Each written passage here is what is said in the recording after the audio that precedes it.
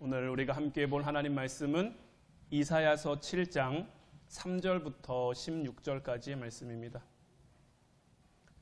이사야 7장 3절부터 16절까지 말씀,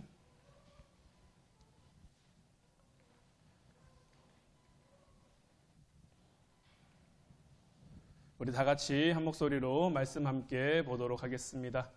그때에 여호와께서 이사야에게 이르시되 너와 내 아들 스알 아숲은 윗못 수도 끝 세탁자의 밭 큰 길에 나가서 아하스를 만나 그에게 이르기를 너는 삼가며 조용하라. 르신과 아람과 르말리아의 아들이 심히 노할지라도 이들은 연기 나는 두 부지깽이 그루터기에 불과하니 두려워하지 말며 낙심하지 말라. 아람과 에브라임과 르말리아의 아들의 악한 꾀로 너를 대적하여 이르기를 우리가 올라가 유다를 쳐서 그것을 쓰러뜨리고 우리를 위하여 그것을 무너뜨리고 다부엘의 아들을 그 중에 세워 왕으로 삼자 하였으나 주 여호와의 말씀이 그 일은 서지 못하며 이루어지지 못하리라. 대저 아람의 머리는 다메섹이요 다메섹의 머리는 르신이며 65년 내에 에브라임이 패망하여 다시는 나라를 이루지 못할 것이며 에브라임의 머리는 사마리아요 사마리아의 머리는 르말리아의 아들이니라. 만일 너희가 굳게 믿지 아니하면 너희는 굳게 서지 못하리라 하시니라. 여호와께서 또 아하스에게 말씀하여 이르시되 너는 내 하나님 여호와께 한 징조를 구하되 깊은 데에서든지 높은 데에서든지 구하라 하시니 아하스가 이르되 나는 구하지 아니하겠나이다. 나는 여호와를 시험하지 아니하겠나이다 한지라. 이사야가 이르되 다윗의 집이여 원하건대 들을지어다. 너희가 사람을 괴롭히고서 그것을 작은 일로 여겨 또 나의 하나님을 괴롭히려 하느냐. 그러므로 주께서 친히 징조를 너희에게 주실 것이라. 보라, 처녀가 잉태하여 아들을 낳을 것이요 그의 이름을 임마누엘이라 하리라. 그가 악을 버리며 선을 택할 줄 알 때가 되면 엉긴 젖과 꿀을 먹을 것이라. 대저 이 아이가 악을 버리며 선을 택할 줄 알기 전에 내가 미워하는 두 왕의 땅이 황폐하게 되리라. 아멘. 할렐루야. 오늘 이 시간에는 임마누엘의 징조라는 말씀 제목 가지고 우리가 함께 은혜 나누기를 원합니다. 오늘 우리가 함께 본 본문 말씀은 아하스 왕 시절 남유다 왕국 시대의 이야기로 임마누엘 징조에 대한 성경의 증언입니다. 당시의 시대적인 상황을 좀 살펴보면 당시에 아수르라는 나라가 신흥 세력으로 등장을 합니다. 그 전까지는 아람이라는 나라가 굉장히 큰 나라였단 말이에요. 우리가 잘 아는 나아만이 이 아람이라는 나라의 군대 장관이었죠. 이 아람이라는 나라가 굉장히 큰 나라였고 이 아람이라는 나라는 북이스라엘과 국경을 마주하고 있어서 사실 사이가 썩 좋지는 않았어요. 그런데 아람 위에 아수르라는 새로운 세력이 생겨나니까 적의 적은 또 적이라고 아람과 북이스라엘이 연합하기 시작한 거죠. 아수르에 대항하기 위해서.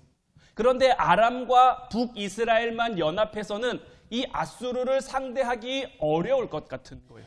그래서 이 아람과 북이스라엘이 남유다도 너희들 우리와 함께해. 그리고 지중해 연안에 있는 작은 나라들에도 너희가 아수르에게 망하지 않으려면 우리랑 같이 연합해야 된다라고 해서 이렇게 여러 나라들에 있던 연합 그런 군대를 만든 거죠.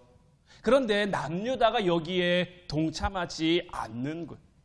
아수르의 위협을 느낀 이 북이스라엘과 아람은 남유다가 말을 듣지 않으니 그러면 우리가 남유다를 쳐서 남유다 왕을 바꾸자.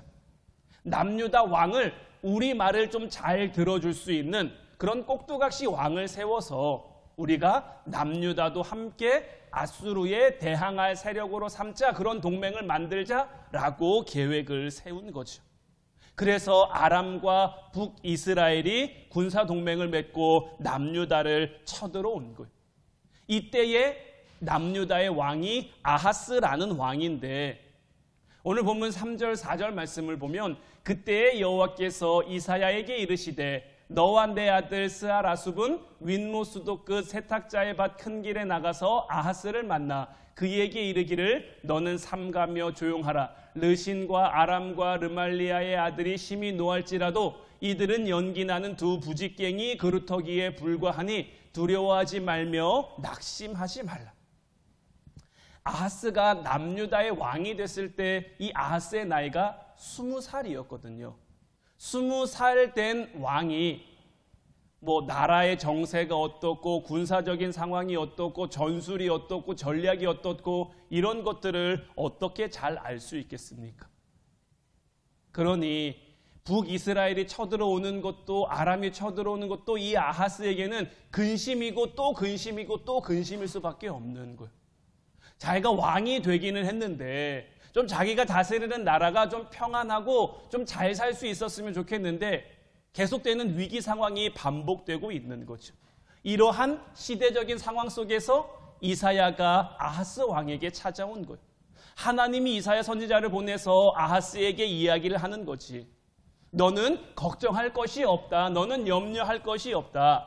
지금 비록 아람과 북이스라엘 두 나라가 연합해서 쳐들어오니까 걱정이 되고 염려되고 할 텐데 그들은 연기나는 두 부직갱이 그루터기에 불과하다. 저들은 성공하지 못하고 저들은 너희 나라를 점령하지 못한다. 그러니 너는 하나님을 믿고 지금 이 상황을 이겨내라고 이야기를 한 거예요. 그런데 이 아하스가 지금 눈에 보여지는 상황들이 있잖아요. 남유다는 작은 나라란 말이에요. 군사적인 힘도 어떤 경제적인 힘도 크게 갖고 있지 못한 그런 나라인데 북이스라엘과 아람이 연합해서 자기들에게 쳐들어오는데 어떻게 저들을 향해 두 부직갱이 그루터기라고 할 수 있을까? 아무리 하나님이 얘기하셨어도 그 얘기가 자기에게 위로로 들리지 않는 거죠. 그러니까 하나님께서 이 이사야 선지자를 통해서 또 무엇을 말씀하시냐면 10절로 12절 말씀을 보면 여호와께서 또 아하스에게 말씀하여 이르시되 너는 내 하나님 여호와께 한 징조를 구하되 깊은 데에서든지 높은 데에서든지 구하라 하시니 아하스가 이르되 나는 구하지 아니하겠나이다. 나는 여호와를 시험하지 아니하겠나이다 한지라. 이사야가 또 이야기를 하는 거예요. 네가 믿지 못하겠으면 네 마음에 계속되고 염려되고 근심되면 하나님을 한번 시험해봐라. 하나님을 한번 하나님께 징조를 한번 구해봐라. 하나님이 너와 함께 하시는지 함께 하시지 않는지 이 징조를 통해 확인해보면 될 거 아니냐. 그랬더니 아하스가 뭐라고 대답합니까? 나는 구하지 않겠습니다. 나는 여호와를 시험하지 않겠습니다. 여러분 지금 이 아하스의 고백이 어떤 고백처럼 들려지십니까? 내가 하나님을 정말로 믿으니 내가 구하지 않아도 내가 시험하지 않아도 하나님을 믿습니다라는 고백일까요? 아니면 하나님이 아무리 징조를 보여주셔도 지금 당장 발등에 불이 떨어져 있는데 그 징조가 무슨 소용입니까? 나는 하나님을 믿지 못합니다. 나는 하나님을 의지하지 못합니다. 이런 고백일까요? 아하스의 지금 고백은 어떤 고백처럼 들려지십니까? 지금 아하스는 하나님을 믿지 못하고 있는 거예요. 지금 당장 눈앞에 보여지는 상황이 자기 나라가 곧장 망할 것 같고 자기 나라가 곧장 멸망할 것 같은데 북이스라엘과 아람을 아무리 이겨내려 해도 이겨낼 수 없을 것 같은데 하나님께서 그에게 어떤 구체적인 방법을 제시해 주는 게 아니잖아요.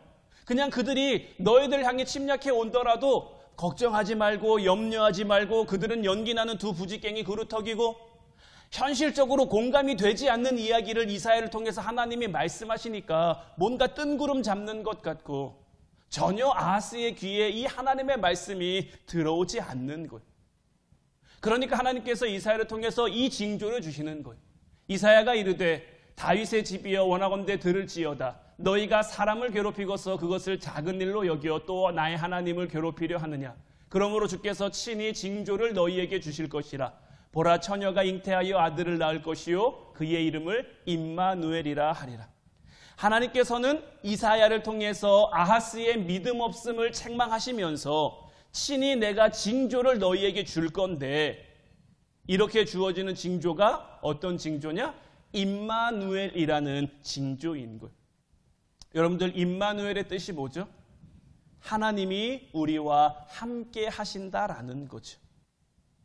우리는 이 말씀을 보면서 아하스가 하나님을 믿지 못한 그의 믿음이 부족했거나, 아니면 이사야의 말과 하나님의 진노에도 불구하고 순종하지 못하는 그 아하스의 모습을 보면서 우리는 쉽게 어떻게 저럴 수가 있어 이렇게 얘기해서는 안 되는 거예요.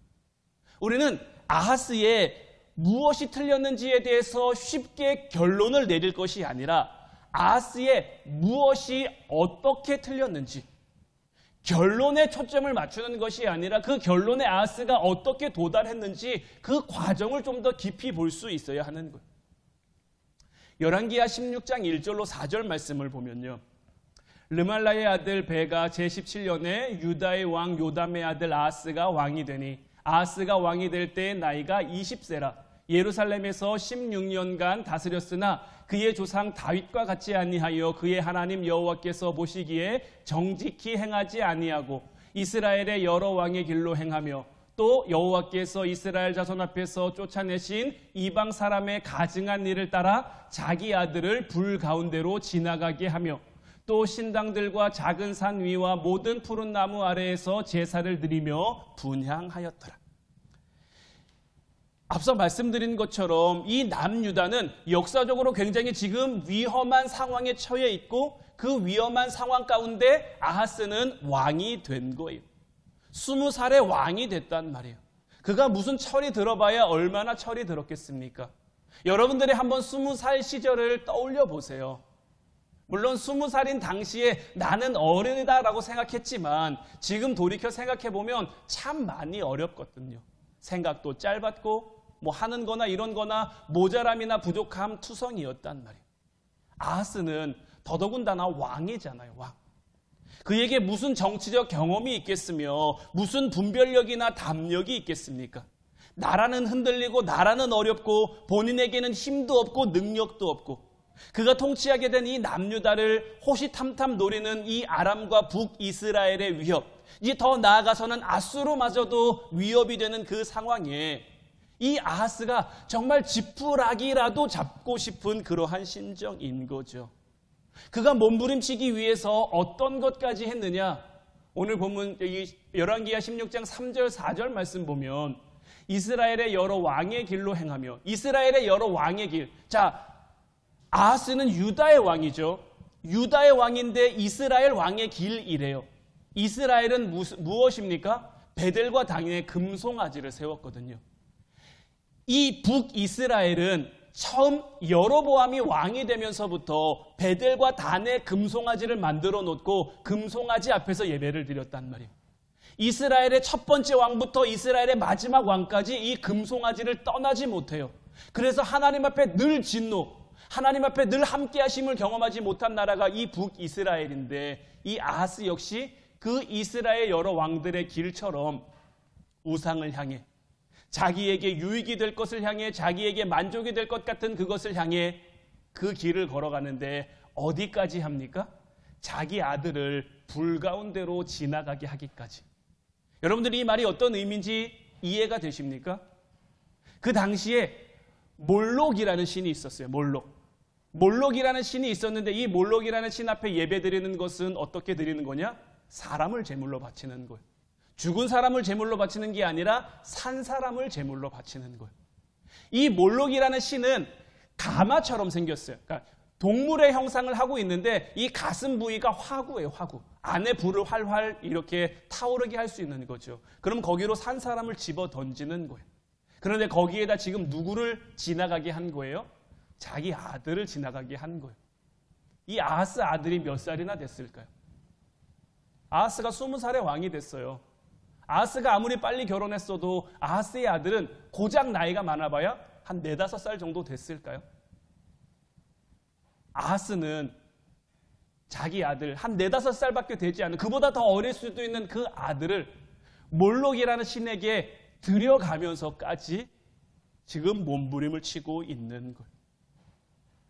우리는 왜 그런 짓을 하냐, 어떻게 그런 짓을 할 수 있냐라고 좀 쉽게 판단할 수도 있지만, 이 아하스가 어디까지 떠밀렸으면, 어디까지 몰렸으면 이렇게까지 했을까라고 생각해 볼 필요도 있는 거예요. 삶이 정말 막다른 길이라고 생각되어지면 그냥 자기가 할 수 있는 그냥 모든 것을 다 한 것이고, 그 옆에서 들려지는 몰록이라는 신에게 예배드리면, 몰록이라는 신에게 제사드리면 그 신이 이 나라를 굽어 살펴줄지도 몰라. 그러니 그 신에게도 예배드려보고 이 신에게도 예배드려보고 여기도 가서 예배드리고 저기도 가서 예배드리고, 그래서 산당들과 작은 산 위와 모든 푸른 나무 아래서 그냥 나라의 어떤 그 흥망성쇠를 위해 그냥 기도하는 거예요. 이것이 아하스가 할 수 있는 유일한 길, 유일한 방법, 유일한 수단이라고 여겨진 거죠. 그런데 남유다는 어떤 나라입니까? 하나님을 믿는 나라잖아요. 다윗이 그 나라를 어떻게 강한 나라로 만들었습니까? 하나님이 함께 하셔서, 하나님이 돌보셔서, 하나님이 세워주셔서 그렇게 크고 강한 나라를 만들 수 있었는데, 이 아하스가 왕이 될 때 그의 조상 다윗과 같이 하나님 보시기에 정직히 행하지 못한 거죠. 그래서 나라가 위험해진 거예요. 그래서 나라가 어려워진 거예요. 그는 자기의 인생을 쉽게 산 것은 아니지만, 그래서 자기가 할 수 있는 모든 몸부림을 다 치고 있지만 정작 하나님 앞에 서 있지는 못한 거죠. 그럼에도 불구하고 우리 하나님 어떻습니까? 오늘 14절 16절 말씀 다시 보면, 그러므로 주께서 친히 징조를 너희에게 주실 것이라. 보라, 처녀가 잉태하여 아들을 낳을 것이요 그의 이름을 임마누엘이라 하리라. 그가 악을 버리며 선을 택할 줄 알 때가 되면 엉긴 젖과 꿀을 먹을 것이라. 대저 이 아이가 악을 버리며 선을 택할 줄 알기 전에 내가 미워하는 두 왕의 땅이 황폐하게 되리라. 하나님께서는 그럼에도 불구하고 이 남유다 아하스에게 한 징조를 주시는데, 이 임마누엘의 징조는 뭡니까? 처녀가 잉태하여 아들을 낳을 것이다 라는 거죠. 우리는 이 징조가 뭘 의미하고 있는지 잘 알고 있죠. 왜냐하면 이미 예수님이 오셨으니까요. 예수님이 저 말씀을 성취하셨으니까요. 예수님께서 처녀인 마리아의 몸을 통해서 성령으로 잉태돼서 이 땅에 오셨다는 것을 알기 때문에 우리는 임마누엘이 예수 그리스도를 향한 거라는 걸 알고 있죠. 그러면 그 시대 가운데는 어떨까요? 아하스는 이 지금 말하는 게 예수님을 예표하는 것이라는 것을 알았을까요? 이 말씀을 아하스에게 전하는 이사야는 이 말씀이 예수님을 의미하는 것이다라는 것을 알고 아하스에게 전했을까요? 우리는 알고 있지만 이 역사적인 상황 속에서는 그렇지가 않은 거예요. 그러니까 하나님께서 이사야를 통해 이 말씀을 아하스에게 주실 때의 그 상황, 여기서 말하고자 하는 것은 뭐냐면, 처녀가 결혼해서 아이를 낳을 때쯤, 그리고 그 아이가 조금 자라서, 이스라엘은 12살이 되면은 성인식을 하죠. 이스라엘의 성년식은 12살이란 말이에요. 12살이 되면 선과 악을 구별할 수 있다라고 이야기를 해요. 그 길을, 자기의 길을 자기가 선택해야 된다라고 이야기를 하는데, 그러니까 여기서 그가 악을 버리며 선을 택할 줄 알게가 되면이라는 것은 한 처녀가, 아직은 결혼하지 않았어요. 결혼하지 않은 처녀가 결혼을 해서 아이를 낳고, 이 아이가 한 12살 때쯤 되면 이제 북이스라엘과 아람이 다 망하게 될 것이니 걱정하지 말라는 거예요. 그러니까 지금 하나님께서는 아하스에게 예수님에 대한 말씀을 들려주시는 것이 아니라, 지금 네가 갖고 있는 걱정이 해결될 그 시기에 대해서 이야기를 해주고 있는 거예요. 여기서 처녀라는 것은 젊은 여자라는 뜻도 가지고 있는데, 아하스와 이사야가 다 알만한 한 젊은 여자가 결혼을 하고 결혼해서 아이를 낳고 그 아이가 12살쯤 됐을 때, 그렇게 되면은 이 엉긴 젖과 꿀을 먹게 될 것이다 라고 이야기를 하고 있는데, 여기서 이 엉긴 젖과 꿀이라는 것은 이스라엘 백성들이 경작할 것이 없어서 가나안은 농사를 짓는 땅이거든요. 그런데 그 날에 흉년이 들었든지 농사가 망했든지 그래서 먹을 것이 없게 되면 이들이 먹는 것이 바로 이 엉긴 젖과 꿀인데, 그러니까 이 아이가 악을 버리며 선을 택할 줄 알게가 될 때 지금 남유다의 상황이 어떤 거예요? 엉긴 젖과 꿀을 먹을 만큼 나라는 힘들고 어려운 상황이다라는 거예요. 그러니까 하나님께서 이 메시지를 아하스에게 주시는 핵심은 뭐냐면, 너희가 힘을 가져서 너희가 능력이 있어서 그 두 나라를 엎어버리는 것이 아니라, 너희는 여전히 궁핍할 것이고 너희는 여전히 어려울 것이지만 길게 잡아도 20년 내에 하나님께서 두 나라를 다 멸망시키겠다라는 거예요. 이것이 뜻하는 바가 뭡니까? 임마누엘이 우리에게 뜻하는 바가 뭡니까?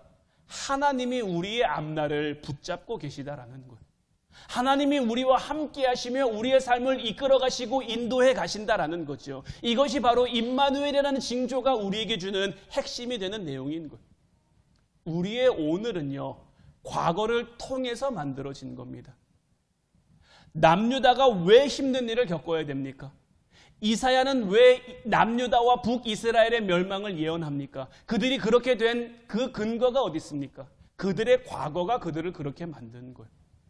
그럼에도 불구하고 하나님은 그들의 내일을 준비하고 이끌어 가시죠. 그래서 우리는 내일을 향해 오늘을 살아갈 수 있어야 되는 거예요. 내일만 위해서 살아가는 것이 아니라 내일을 위해 오늘 하루를, 과거를 비추어 오늘을 살되 내일을 바라며 내일을 그리며 우리의 삶의 방향을 설정해 갈 수 있어야 되는 거예요. 우리의 오늘은요, 내가 어제까지 살아온 날들에 대한 책임인 거예요. 하나님이 아담과 하와를 에덴 동산에서 살게 하셨죠. 처음 아담과 하와가 에덴 동산에서 살 때 우리가 에덴 동산에서 쫓겨날 거라고 생각했을까요? 그 아름다운 동산에서, 그 평화로운, 모든 것이 행복하고 모든 것이 만족스러운 그 동산에서 내가 나가 살게 될 거야 라고 생각했을까요? 그들은 생각하지 못했을 거예요. 그런데 그들이 먹은 선악과의 결과로 그들은 쫓겨나게 된 거죠. 하나님은 아셨을까요? 모르셨을까요? 그들이 선악과를 먹을 거라는 걸. 하나님은 아셨죠. 아시지만 그냥 두시는 거예요. 왜냐하면 늘 여러분들에게 말씀드리지만 하나님은 우리가 우리의 의지로 하나님께 나오기를 바라고 계세요. 우리의 마음으로 하나님을 찬양하고 하나님을 예배하길 바라세요. 하나님이 아담과 하와에게 선악을 알게 하는 나무의 열매를 먹지 말라고 하시면 그들이 그들의 마음으로, 그들의 의지로 먹지 않기를 바란 거예요. 그러나 하나님은 알고 계셨죠. 그들이 먹을 거라는 것을. 그래서 우리 하나님은 어떤 미래, 어떤 내일을 그들을 향해 준비하고 계신 겁니까? 그 선악과를 먹고 난 그들이, 그래서 하나님과 단절되고 하나님과 분리된 그들이 하나님께로 다시 돌아올 수 있는, 그저 용서받고 돌아오는 것이 아니라 모든 것이 합력하여 선을 이루어 해결되고 돌아올 수 있는 그 날을 하나님께서는 준비하고 계신 거죠. 지금 이 남유다를 향해서도 마찬가지예요.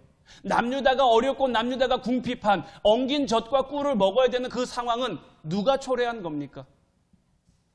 하나님을 따르지 않은, 하나님을 믿지 않은 그 아하스와 남유다가 만든 거예요. 그들이 초래한 거예요. 하나님이 그들을 힘들게 하고 하나님이 그들을 어렵게 한 게 아니에요. 그들이 살아온 삶의 결과로 힘듦과 어려움을 겪지만 우리 하나님께서는 뭘 붙잡고 계신 겁니까? 우리의 미래를 붙잡고 계신 거예요. 이 모든 우리 지난날의 과오와 지난날의 잘못과 지난날의 죄와 허물까지 다 한 군데에 싸잡아서 없는 것처럼 그냥 뚝 떼버리는 것이 아니라 이 모든 것들을 해결하여 온전한 하나님의 회복과 하나님의 함께하심을 이루어 갈 수 있도록 하나님께서는 그것을 우리를 향해 준비하고 계신 거예요. 이것이 임마누엘 징조를 통해 하나님이 우리에게 약속해 주시는 거예요. 너희에게 허락된 오늘을 너희가 살아가고 있지만, 너희들의 뜻대로 너희들의 마음대로 너희가 살아갈 수 있지만, 그리고 살아갈 그 삶의 결과를 너희가 지게 되겠지만, 그럼에도 불구하고 나는 너희를 포기하지 않을 거다. 내가 하나님께서 허락하신 길이 똑바로 있는데 한번 돌아가게 됐어요. 그만큼 지체되고 그만큼 더 어렵고 더 힘들어진 거죠. 돌아가는 과정 속에서 내가 또 돌아가는 일을 했어요. 또 돌아가는 일을 했어요. 점점 더 멀어지고 점점 더 어려워지고 점점 더 힘들어지겠지만 하나님께서는 우리를 포기하지 않고 우리를 위해 참고 기다려주시고 인내해주고 계신 거예요. 예수님의 재림 언제 이루어질지 모르죠. 하지만 그날은 옵니다. 그날이 왜 지금 이루어지지 않습니까? 하나님의 준비가 덜 끝나서 이루어지지 않는 걸까요? 하나님은 이미 준비가 다 끝났죠. 누가 준비가 안 된 겁니까? 우리가 준비가 안 된 거예요. 우리가 준비가 안 됐기 때문에 하나님이 우리를 향해 오래 참아주고 계신 거예요. 우리의 모습을 볼 때 하나님은 지금 어떻게 생각하실까요? 우리를 바라보면서 하나님은 어떤 마음을 가지고 계실까요?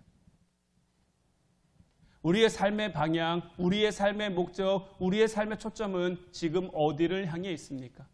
하나님을 향해 똑바로 나아가고 있습니까? 아니면 돌아가고, 아니면 피해가고, 요나가 하나님의 눈을 피해 다시스로 도망하려고 했던 것처럼 우리의 삶이 지금 다른 곳을 향해 있지는 않은지, 우리가 지금 다른 길로 가고 있지는 않은지 우리의 삶을 돌이켜야죠. 남유다와 아하스를 통해 우리는 이것을 깨달을 수 있어야 되고 이것을 배울 수 있어야 되죠. 우리는 이 이스라엘의 역사를 이미 잘 압니다. 아하스의 아들 히스기야가 왕이 될 때가 되면 북이스라엘도 망하고 아람도 망합니다. 아수르에 의해서 아람도 북이스라엘도 망하게 돼요. 영원할 것 같았던 아수르는 또 어떻습니까? 바벨론이라는 나라가 세워지고 그 바벨론에 의해 아수르가 망해요. 남유다는 어떻습니까? 바벨론에 의해 망하고 이스라엘 백성들은 바벨론 포로로 잡혀가게 되죠. 그곳에서도 하나님의 은혜를 경험하고 그곳에서도 하나님의 함께하시기를 경험하고 그들이 포로로 70년을 살다가 다시 돌아와서 성벽을 쌓고 성전을 세우고 다시 나라를 이룰 수 있도록 하나님이 은혜로 함께해 주시잖아요. 그 과정을 통해서 그 지난 날들을 통해 우리가 배울 수 있어야 되는 것이고 배웠으면 오늘 하루를 하나님의 뜻, 하나님의 말씀대로 살아 내일을 향해 나아갈 수 있어야 되는 거예요. 이 임마누엘을 통해서 하나님이 우리와 함께 하신다라는 것을 온전히 믿을 수 있는 여러분들 되시기를 주님의 이름으로 축원해 드립니다. 지금도 우리 하나님은 우리와 함께 하고 계시고요. 우리와 함께 하기를 원하시고요.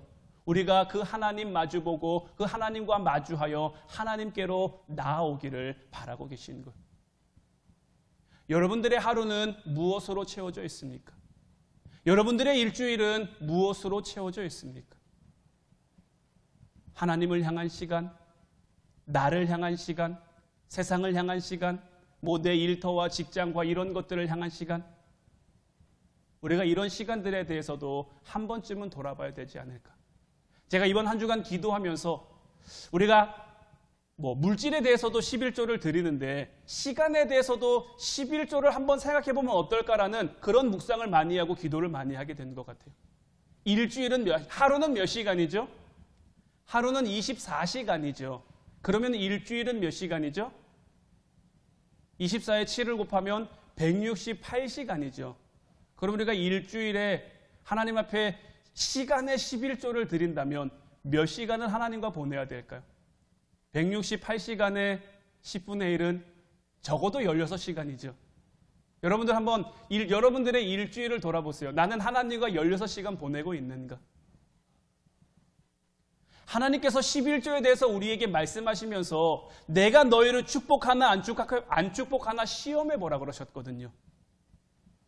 우리가 하나님을 시험하면 안 되지만 이 11조의 개념을 향해서는 하나님이 우리에게 너희가 나를 한번 시험해 봐라. 내가 너희를 축복하나 안 축복하나. 그런데 이 11조가 꼭 우리의 물질만을 향한 것은 아니거든요. 하나님이 우리에게 주신 모든 것을 향해서. 제가 감히 여러분들에게 말씀드리면요. 정말 여러분들이 일주일에 16시간 하나님 위해 한번 살아보세요. 하나님이 여러분들의 삶을 어떻게 이끌어 가시나. 하나님이 여러분들의 삶을 어떻게 인도해 가시나. 근데 우리는 말하죠. 내 삶이 너무 바쁘고 내 삶이 너무 피곤하고 내 삶에 할 일이 너무 많아서 때로는 내 삶이 너무 분주하고 내 삶에 정신이 없어서 마음은 가득한데 마음의 원인데 우리의 삶의 현실이 그렇지 않다고, 우리의 삶이 그렇게 녹록지 않다고 자꾸 하나님 앞에 변명하고 핑계하는 것. 그런데 우리가 정말 우리의 삶의 방향을 하나님께 초점을 두고 있다면 노력은 더 많이 해볼 수 있지 않을까요? 하나님은 우리의 그런 마음 받기를 원하시는 거예요. 하나님을 위해, 하나님을 향해 살아가도록 애쓰는 우리의 마음을 기뻐하시고 그 마음을 통해 하나님은 역사하시는 거예요. 성경 속에 나오는 수많은 인물들을 보면 뭐 대단할 만한 사람들이 누가 있습니까? 뭐 그리 능력 많은 사람, 뭐 권세 많은 사람, 뭐 돈 많은 사람, 이런 사람들 누가 있습니까? 없거든요. 그런데 그들이 하나님을 향해 살기 위해 애쓰고 몸부림치니까 하나님이 그들을 통해, 하나님이 그들을 향해 역사하시고 일하시고 은혜 베풀어 주시잖아요. 그들과 함께 하시는 임마누엘의 역사를 만들어 가시잖아요. 이제 이 임마누엘의 역사가 저와 여러분들에게 온전히 나타날 수 있기를 주님의 이름으로 축원해 드립니다. 기도하겠습니다.